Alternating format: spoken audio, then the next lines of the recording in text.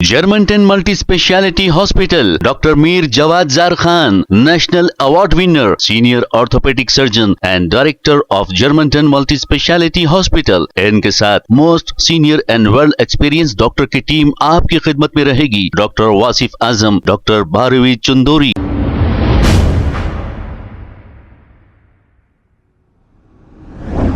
अस्सलाम वालेकुम नाजरीन, 7H न्यूज सच को रखे आपके आगे। नाजरीन, निजामाबाद में AIMIM पार्टी की जानिब से असदुद्दीन अवैसी साहब, हैदराबाद पार्लियामेंट MP ने एक जलसे से खिताब किया और वहां पर बहुत ही बातें की है। नरेंद्र मोदी को तनकीद का निशाना बनाया है। इसी को लेकर Amjadullah Khan Khalid, MBT spoke person ने कुछ तनकीदें की है। आइए देखते हैं ये रिपोर्ट। निज़ामाबाद में मजलिस इत्तेहादुल मुस्लिमीन के ज़ेर एहतमाम एक जलसे हालात हाज़रा हुआ और बड़ी जोशीली तकारीर हुए। न सिर्फ सदर के बल्कि दीगर अराकीन की भी बहुत ही जोशीली तकरीर हुई। ऐसा महसूस हो रहा था कि जलसा सुनते वक़्त कि अब जलसा जैसा ही ख़त्म होगा, मजलिस इत्तेहादुल मुस्लिमीन के सदर अपने अराकीन, MLA, कारपोरेटर्स और तमाम कारकुनों के साथ में बाई फ़्लाइट जो है ये फ़लस्तीन जाकर मस्जिद अक़सा को बचाने के लिए लड़ेंगे और शहीद हो जाएंगे। ये जो है तो बहरहाल जैसा कि आप लोग जानते हैं कि अनक़रीब तेलंगाना में बल्दिया इलेक्शंस होने वाले हैं और महाराष्ट्र में भी इलेक्शंस होने वाले हैं। तो सदर साहब का मिशन BJP को कामयाब करो, महाराष्ट्र में और तेलंगाना में BJP को कामयाब करो, ये मिशन जारी है। आज से उसकी शुरुआत हुई है और मजलिस इत्तेहादुल मुस्लिमीन की एक तारीख़ रही है कि जब भी कोई नए मिशन पे जब ये लोग जाते हैं तो निज़ामाबाद की सरज़मीन को चुनते हैं लोग, क्योंकि निज़ामाबाद के जितने भी मुस्लिम हैं वो बहुत ही जज्बाती है और बहुत जल्दी तकारीरों में आ जाते हैं। आप तारीख़ उठा के देखिए, मजलिस के 60-70 साल की कोई भी यहाँ से यानी सालार मिल्लत के दौर से लेकर गाज़ी मिल्लत हो या हालिया जो हेट स्पीच जो 2012 में जो अकबरुद्दीन ओवैसी की हेट स्पीच दी गई थी, वो भी निज़ामाबाद की सरज़मीन से ही की गई थी। तो आज से कुछ दिन पहले जब जलसे रहमतुल आलमीन सल्लल्लाहु अलैहि वसल्लम था तो कुछ BRS के अरकान, अक़लियती क़ायदीन जो BRS में थे, 10 साल गुजरे, बेचारों को कुछ नहीं मिला, लावारसों की ज़िंदगी जिए, यतीमों की ज़िंदगी जिए PRS में मुसलमान। अब आके जो है MIM ज्वाइन की है, कोई कारपोरेटर बनना चाहता को तो कोई मेयर बनना चाहता, कोई डिप्टी मेयर बनना चाहता। तो वो लोग ये जो जलसे के ऑर्गेनाइजर्स थे और वो लोग ही पैसे लगाए जलसे के। बड़ी पब्लिक सिटी के बावजूद तकरीबन हैदराबाद से 200 गाड़ी भर के यहाँ से गए। हर कारपोरेटर को ये बोल दिए थे कि तुम 10 गाड़ी लाना, हर MLA को बोल दिए थे कि तुम 50 गाड़ी लाना। पूरा आज हैदराबाद खाली है, पूरे वहाँ पर गए हुए फ़लस्तीन को आज़ाद, मस्जिद अक़सा को आज़ाद करने के लिए निज़ामाबाद से मुहिम चालू की है। तो बहरहाल असदुद्दीन ओवैसी साहब बहुत ही अपनी तवील 1 घंटा 17 मिनट की तकरीर में तवील गुफ्तगू की है और मोदी मोदी मोदी मोदी के साथ में आज एक नाम जुड़ा है। मोदी और अमित शाह का तो रोना 9 साल से 10 साल से रोते आ रहे हैं और फडणवीस के ऊपर भी बहुत रोए और RSS के जो सरबराह है उनका भी नाम लिए। तो इनका मकसद ये है कि अब यहाँ से जो है BJP को कैसा कामयाब करना। महाराष्ट्र में ये मिशन चालू हुआ औरंगाबाद से और यहाँ से इन्हों चालू किए निज़ामाबाद से।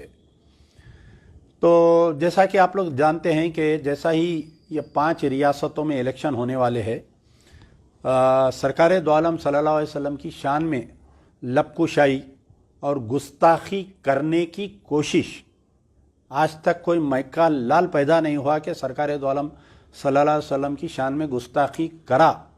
मैं उन तमाम क़ायदीन को और उन तमाम जो भी लोग हैं जो इस गुस्ताखी के ऊपर एहतजाज करते हैं और जो भी बयानबाजी करते हैं, ये जुमला इस्तेमाल करिए कि सरकार की शान में गुस्ताखी करने की कोशिश करा बोलकर।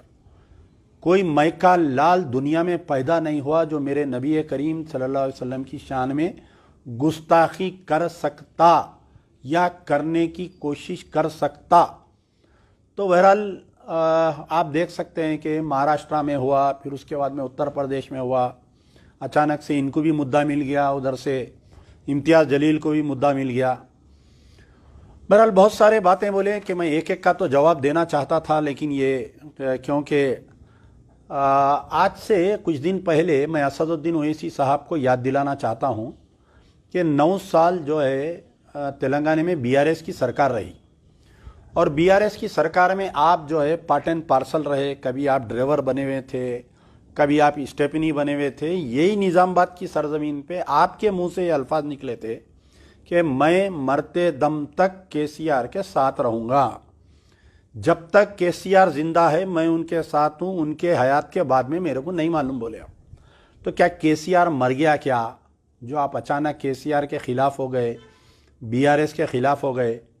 केसीआर यानी बीआरएस के अक़लियती क़ायदीन को मजलिस में लेना शुरू कर दिए आप।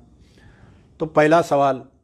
फिर आज वही बात बोले मैं ज़िंदा रहूं या ना रहूं, तुमको मैं एमपी एमएलए कारपोरेटर बनाना देखना चाह रहा हूं। बहुत अच्छी बात है कि मुसलमानों में एमपी एमएलए कारपोरेटर बनना चाहिए। और एक बात आप ये बोले कि एनडीए 400 से 240 पर आ गई। आपकी तो दिली ख्वाहिश थी ना जनाब असदुद्दीन ओवैसी साहब कि एनडीए 400 पे आना बोल के, आप इंडिया अलायंस को कमज़ोर करने के लिए आप खुद महाराष्ट्र में 7 से 8 सीट लड़े, और आप जाके बिहार में लड़ाए इंडिया अलायंस को कमज़ोर करने के लिए। तो ये 240 का सेहरा आप क्यों ले रहे हैं, ये बताइए। मोदी जो कमज़ोर हुआ, मुसलमान हिंदुस्तान के बीजेपी के एजेंटों को, आपके जैसे जो आस्तीन के सांपों को मुसलमान पछान के जो है आपके नुमाइंदों को वोट नहीं दिए। और आप बोल रहे हैं कि इम्तियाज़ जलील हार गया, मैं अकेला हो गया। मैं थोड़ा तारीख़ पीछे जाता हूँ ज़रा, ऐसा किताब के औरखों को। आज से 5 साल पहले जब हिंदुस्तान में पार्लियामेंट इलेक्शन हुआ था, ये इम्तियाज़ जलील जब औरंगाबाद लड़ना चाह रहे थे पहली मर्तबा, आप मुखालिफत करे, आप नहीं लड़ना बोले। आप चाह रहे थे कि प्रकाश अंबेडकर के पोतरे को वहाँ से अंबेडकर के पोतरे प्रकाश अंबेडकर को आप लड़वाना चाह रहे थे, वहाँ से आप सौदेबाजी करे थे। इम्तियाज़ जलील हैदराबाद आए बाई फ्लाइट से, आके आपके घर पे धमकी दे के गए कि अगर मेरे को मजलिस का टिकट नहीं मिलेगा तो मैं जो है आज़ाद उम्मीदवार लड़ूंगा बोल के वहाँ पर जाके उन बाज़ाब्ता प्रेस मीडिया को एड्रेस करे कि अगर मजलिस का टिकट नहीं मिलेगा तो मैं आज़ाद उम्मीदवार लड़ूंगा। तो सबसे इम्तियाज़ जलील के हार से अगर सबसे ज़्यादा कोई खुश होए तो वो आप असदुद्दीन ओवैसी होए खुश। और हैदराबाद में भी जो है जब पार्लियामेंट इलेक्शन चल रहा था तो इम्तियाज़ जलील के बारे में कोई मजलिस इत्तेहादुल मुस्लिमीन का कारकुन बात नहीं कर रहा था। अख्तरुल ईमान कर रहे थे सब जने। तो सोशल मीडिया पूरे एमआईएम का उठाकर देखो, कोई भी इम्तियाज़ जलील के पोस्टर नहीं डाल रहे थे। तो इम्तियाज़ जलील अगर इलेक्शन हारा तो फडनवीस को गम हुआ होगा, क्योंकि अगर उन्होंने एमपी बनते तो मेरे ज़्यादा वोट काट सकते थे, उन्होंने हार गए बोल के। वहाँ के चीफ मिनिस्टर को दुख हुआ होगा, नरेंद्र मोदी को दुख हुआ होगा, अमित शाह को दुख हुआ होगा। लेकिन आप तो बहुत खुश हुए होंगे कि इन्हें बहुत आगे बढ़ जा रहा था, इन्हें कैसा जीता इन्हें बोल के। तो आपके दिल में तो कलियां खुल गए होंगे आपके दिल में। तो इम्तियाज़ जलील हारने की वजह से आप बहुत खुश हो, ये हकीकत है ये, क्योंकि 5 साल की पुरानी तारीख में सुना दिया आपको। अब आप बोल रहे हैं कि इंडिया मोदी तू कमज़ोर हो गया। मोदी को मर्द बनाने में, मोदी को कामयाब करने में आपसे बेहतर कोई काम करे क्या आज तक, बताइए। आज आप बोल रहे हैं कि मोदी कमज़ोर हो गया 240। अरे ये तो उत्तर प्रदेश के मुसलमानों के सर जाता सहरा, ये कर्नाटक के मुसलमानों के सर जाता ये सहरा कि आपकी साजिश में नहीं आए। आप महाराष्ट्र में उम्मीदवार डाले पार्लियामेंट इलेक्शन में, आप तेलंगाना में इसलिए नहीं डाले, रेवंत रेड्डी का डंडा आपके सर पे था बोल के आप यहाँ पर तेलंगाना में मुंह मूछ के दुम दबा के आप खामोश बैठे हुए रहे। यहाँ पर आप पूरी कोशिश करें महाराष्ट्र में जाके आप इंडिया अलायंस को डैमेज करने की, आप बिहार जाके कोशिश करें, आप उत्तर प्रदेश में कोई लेडी का आप उसकी तायद करें, आप जाके वहाँ पर मेरी बहन मेरी बहन मेरी बहन बोल के उसको लेके फिरे पूरा उत्तर प्रदेश में आप। तो आप फुल कोशिश करें। आप बिल्ली जो है आंख बंद करके दूध पी तो ये समझती कि दुनिया नहीं देख रही, आप तकरीर कर रहे हैं आप आंखें बंद करके। तो क्या मुसलमानों का माजी क्या इतना कमज़ोर है बताइए? मुसलमान को याद नहीं है? आप जाके महाराष्ट्र में क्या करें? अरे सेक्युलरिज्म का सबसे बड़ा आज अगर कोई जिंदा है तो लालू प्रसाद यादव जिंदा है, सेक्युलरिज्म को जो जिंदा रखा हुआ है। खैर ठीक है, बहुत सारे चीज़ें उनके भी खिलाफ में कि वो उसके मामले पे खामोश थे, शहाबुद्दीन की फैमिली के साथ नाइंसाफ़ी कर रही। लेकिन आप पूरा 100% कोशिश करें लालू प्रसाद यादव की बेटी को हराने के वास्ते। आप जाके 3 बार वहाँ कैंपेनिंग करें, वहाँ पर तकरीर करें। आप करें नहीं करें? आप बोलिए, क्या लोग इतना बेवकूफ़ है क्या? बोलती ये कान में बीड़ी रख लेके यहाँ से गाड़ियाँ भर के लेके गए। आप निज़ामाबाद में जो है आप देखिए, आप ये जलसे के पूरा दौरान यानी एक ग्रुप आता है यहाँ से मजलिस के जलसों में, बाज़ाब्ता लेके जाते पूरा पुराने शहर के सलम बस्तियों से आना जाना फ्री, और 2-2, 3-3 हज़ार रुपये देके। जैसा मोदी कहीं भी बाहर जाता तो यहाँ से बाई फ्लाइट जाते मोदी के चाहने वाले, वो उन्हें क्या तकरीर कर रहा नहीं मालूम, खाली पुकारते मोदी मोदी मोदी। इनके भी वैसे ही रहते चाहने वाले। इन्हों पूरे नांदेड़ से, परभनी से, महाराष्ट्र से सबको गाड़ियाँ देके आज निज़ामाबाद में बुला के एक ही सीटियाँ मार रहे हैं, हंस रहे हैं। अरे वहाँ क्या तकरीर हो रही, उन्हें क्या बोल रहा, खाली एक शोर गुल, क्या बता रही, क्या पब्लिक में जोश है भाई, क्या पब्लिक में जोश है भाई बोल के। तो पहले ये बताइए कि आज से कुछ दिन पहले आपके ये करीमनगर के एक महल्ले में, करीमनगर में एक गुरुवानापेटा विलेज, कुमरावेली मंडल, सिद्दीपेट डिस्ट्रिक्ट में 27 तारीख के दिन एक मुसलमान का घर जला दिए। एक जो है आपके उसका नाम है शरफुद्दीन, 21 साल, अच्छे खाते पीते घर का, उसके ज़ाती घर है, गाड़ियाँ हैं। बहुत दिन से जो है आरएसएस और विश्व हिंदू परिषद बजरंग दल के निशाने पे था उन्हें। तो उसका जो है उसको पहले एक नई ट्रेजेडी चल रही, पूरे एक नया तौर पे जो है ये बीजेपी आरएसएस वाले क्या कर रही, कोई एक लड़की को तैयार कर रही या एक फैमिली को तैयार करके इन्हें रेप करा बोल के इल्ज़ाम लगा के दूसरे दिन जो है मॉब लिंचिंग स्टाइल में उसका घर जला दे रही। सिद्दीपेट में शरफुद्दीन का घर जला दिए। आपको जो है तकरीर में मध्य प्रदेश में कहीं हाजी शहजाद, मेरा दोस्त मेरा भाई हाजी शहजाद का घर तोड़ दिए। बोले आप जहाँ के मेंबर ऑफ पार्लियामेंट है, आपके तेलंगाना के इलाके में सिद्दीपेट में आपके मामू का भांजा हरीश राव जहाँ का एमएलए है, आपके मामू का भांजा हरीश राव जहाँ का एमएलए है, वहाँ पर जो है शरफुद्दीन के घर को जला दिए। आज वहाँ पर 20-22 कुछ घर है, बाज़ाब्ता लिख के लगा दिए मुसलमानों का समाजी बायकाट। आप उनको याद नहीं करें। आप जो है आज तकरीर करें जज्बाती, पूरे तैयार हो जाओ, निकल जाओ, मुत्तहिद हो जाओ आने वाले बल्दिया इलेक्शन में। अच्छा ठीक है, निज़ामाबाद वाले क्या करें साहब, आपको 2 मरतबा, मैं ज़्यादा पुरानी बात नहीं बोलता हूँ कि निज़ामाबाद वाले जो है पुरानी 2 मरतबा, इससे पहले बल्दिया इलेक्शन हुआ 18 काउंसलर दिए आपको, फिर इससे पहले बल्दिया इलेक्शन हुआ 22 काउंसलर दिए, 3 माउन थे उसके अंदर। आप क्या करें बताइए? पहली बार लेके पूरी झोली बनाए, लेके जाके जो है कविता अम्मा के अक्का के गोद में डाल दिए, मामू के गोद में डाल दिए, एक मामूली सी डिप्टी मेयर ले लेके खामोश बढ़ गए। बाजुक बोधन में आपको 8 काउंसलर दिए मुसलमाना, क्या करें आप? वहाँ लेके जाके मामू के गोद में डाल दिए। एक कोई मुखर्रिर बेचारे सदरी में थे, आरमूर के एमएलए को मुंह तोड़ जवाब दिए कहते बीजेपी वाले। अच्छा इतनी हिम्मत हो गई कि इन्हों जाके आरमूर में एमएलए को मुंह तोड़ जवाब दिया बोल के। कोई एक सदरी में बेचारे, उनका कौन है नहीं मालूम। मैं ये पूछ रहा हूँ कि 2020-21 की बात है, एक शेख शादुल बोल के जीवन रेड्डी एमएलए के कॉम्प्लेक्स में एक मुसलमान को मार के जिंदा जला दिया। वहाँ पर मारे उसको, पूरा वीडियो बनाए, मारे के बाद में उसको आंच लगा दिए, शायद उन्हें मर गया बेचारा। शेख शादुल के जब पूरी मजलिस इत्तेहादुल मुस्लिमीन कहाँ थी आरमूर की, बताइए आप? पूरे चूड़ियाँ पहन लिए थे। आप बताइए, शेख शादुल को मार दिए। ये अमजदुल्ला खां था, यहाँ से हैदराबाद से गया, पुलिस 4 जगह रोकने की कोशिश करी। मैं उसके घर पे जाके 1 लाख रुपए उसकी वालदा को उसका कोई डाइवोर्स भी हो गया था, बेचारी के 2 बच्चे थे उसको, उसकी बेवा को अलग हम मदद करें, उसकी वालदा को अलग मदद करें।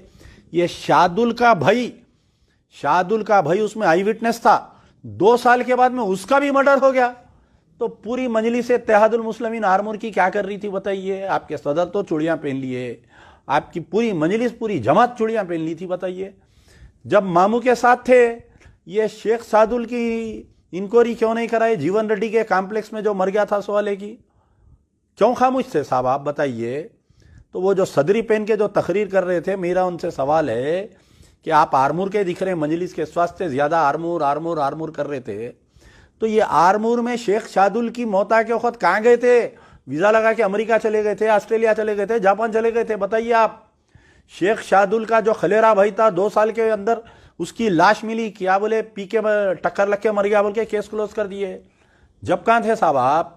अमजदुल्ला खां आया था, 1 लाख रुपए दिया उनकी वालिदा को, 75,000 रुपये एक जनों को दिया, 50,000 रुपये, हाँ जो जख्मी था उसका भाई उसको 50,000 रुपये दिया। आज भी रिकॉर्ड है मेरे कने, देख लो आप। तो बहरहाल बुलडोज़र की सरकार, हाँ तकरीर में बोल रही कि अच्छा, और एक बात बोले कि असदुद्दीन ओवैसी बोले कहते तुम मेरी ज़बान को बंद कर सकते, मैं पार्लियामेंट में इसलिए नहीं आया कि मैं अपनी ज़बान को बंद करके बैठूं, मैं 19 करोड़ का नुमाइंदा हूं। बहुत अच्छी बात है, वेरी गुड।